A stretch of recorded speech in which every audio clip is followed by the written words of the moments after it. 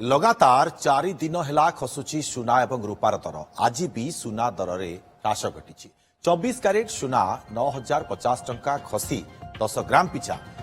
सुना दर होती 1,51,530 सेपरी 22 क्यारेट सुना दर 8,300 टंका खसी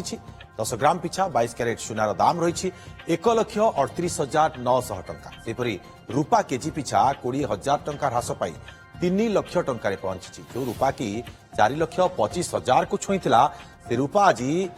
3 लाख पहुंची माने ग्राहक मानक आम आश्वस्ति बोली कहीपर वर्तमान समय किंतु ये दर हुए तो आहरी किसी ह्रास पाई पारे जहां अर्थनीति विशेषज्ञ माने कहउछंती सेमानकर मत रही आहरी खसिब सुना रूपार दर आउ किछि खसिब जेहेतु विश्व बजार रे वर्तमान समय अस्थिरता देखा मिलूँ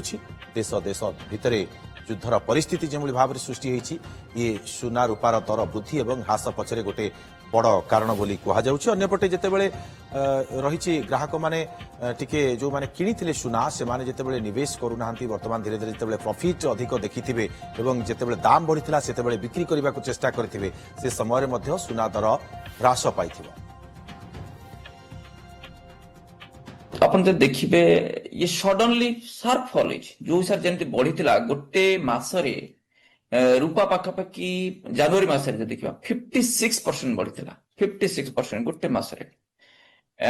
तेणु जनवरी मसरे खाली जनवरी 2026 तेणु सी बर्तमान जो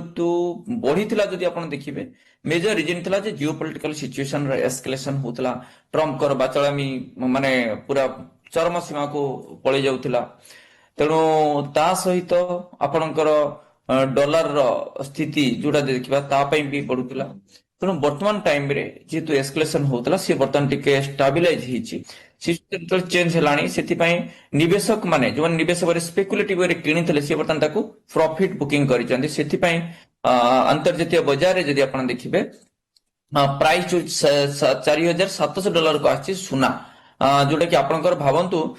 पड़ता $5,605 $5,600 रू $7,400 पर्यंत पड़े आसे जोटा आप 2 लाख पाखापाखि पड़ता 1,30,000 50,000 पड़ता वर्तमान 1,51,000 पर्यंत आसिलानी